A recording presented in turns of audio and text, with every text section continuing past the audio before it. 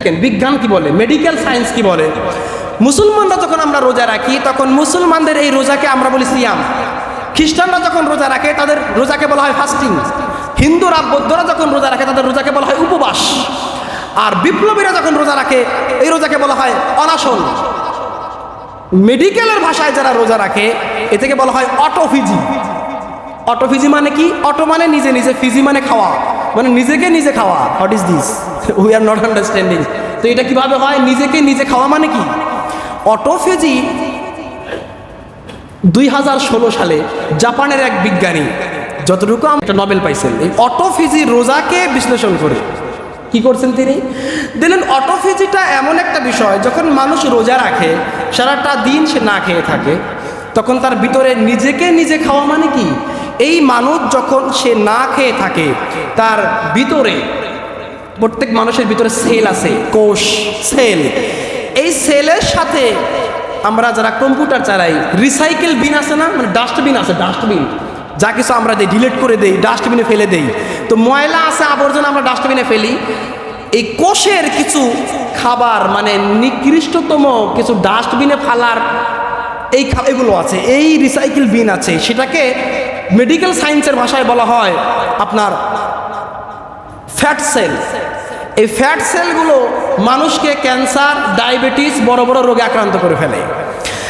Medical বলছে যখন মানুষ রোজা রাখে তখন তারা এই ফ্যাট সেলগুলো ভাঙতে শুরু করে। কি করতে শুরু করে? ভাঙতে শুরু করে। ওই যে অটোফিজি, নিজেকে নিজে খাওয়া, এই কোষগুলো তো আমরা সারা বছর যে খাই, এই কোষগুলো তো ব্যস্ত হয়ে পড়ে রিসাইকেল বিনে, ডাস্টবিনে। মানে ফ্যাট সেলগুলো ভাঙতে পারে না, আরও বাইরে যায়। বাইরে যাওয়ার ফলে ক্যান্সার হয়, ডায়াবেটিস হয়। ডায়াবেটিস হওয়ার প্রথম কারণ সে বেশি খায়। যে বেশি খায় তার ডায়াবেটিস হবে, মনে রাখেন এটা। যত কম খাবেন তত উপকার, কোনো খাবার হবে না। মানুষের 90% রোগ এই পেট থেকে আসে। যার ভুঁড়ি বেশি তার রোগ বেশি, এটা মনে রাখেন।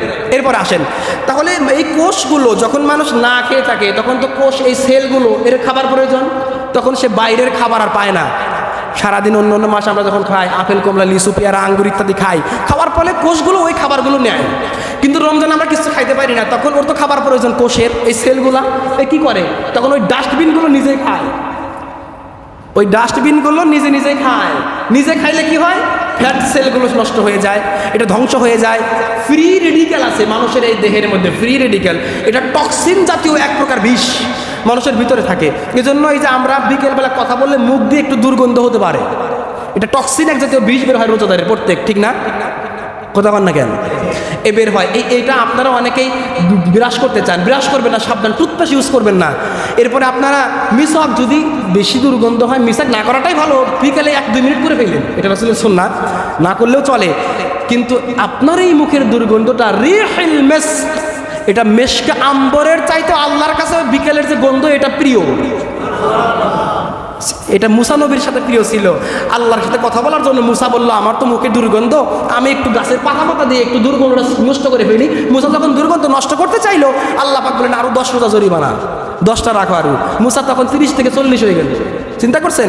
তো এই জন্য আল্লাহ সুবহানাহু ওয়া তাআলার এই রোজা, এই যে মেডিকেল সায়েন্স বলছে ফ্রি রেডিক্যাল টক্সিন জাতীয়, এটাও নিচের দিকে নামতে থাকে, নষ্ট হয়ে যায়। ফলে মানুষের এই সেলগুলো তখন রিডিউস হতে শুরু করে। তখন আল্লাহ সুবহানাহু ওয়া তাআলার এই রোজা রাখার ফলে প্রত্যেকটা মানুষের দেহ নিউরোলাইজ, এটা রিলাইজ হয়ে যায়। নিউরোপ্যাথিক যে সিস্টেম আছে মানুষের বডির মধ্যে, এটা ফ্রি রেডিক্যাল রিলাইজ হয়ে যায়। ফলে মানুষের হাসি খুশি সৃষ্টি হয়, এই মানুষের আয়ু বেড়ে যায়। রোজা রাখলে মানুষের বেঁচে থাকার সম্ভাবনা 34 থেকে 83 পর্যন্ত বেড়ে যায়। সুবহানাল্লাহ বলবেন না? মেডিকেলের ভাষায় বলা হয় মানুষ, আপনি যদি এখন পাচ্ছেন 50 বছর, এখান থেকে অ্যাড করেন, রোজা রাখার ফলে কি হবে? 34 থেকে 83% আপনি বেড়ে যাবে, আয়ুর্বেদিক বেড়ে যায় মানুষের। এজন্য আল্লাহ সুবহানাহু ওয়া তাআলার রোজার মধ্যে যে কি উপকার আছে এটা আপনি বলে শেষ করা যাবে না। আমার মুখের ভাষা পুড়ে যাবে, কলমের কালি শেষ হয়ে যাবে, রোজার ফজিলত বলা শেষ হবে না। আমাদের মেডিকেলের ভাষায় রোজাকে আপনি অটোফিজি বলা হয়। অটোফিজি মানুষের শরীরকে উন্নত করে, কোষগুলোকে শক্ত করে, মজবুত করে, মানুষের আয়ুকে বৃদ্ধি করে। সুবহানাল্লাহ পড়বেন না? এই জন্য আমরা সবাই রোজা রাখবো, পারবেন না ইনশাআল্লাহ? আজকে সময় সংক্ষিপ্ত, এখানে রেখে দিচ্ছি। বাকি কথা বাকি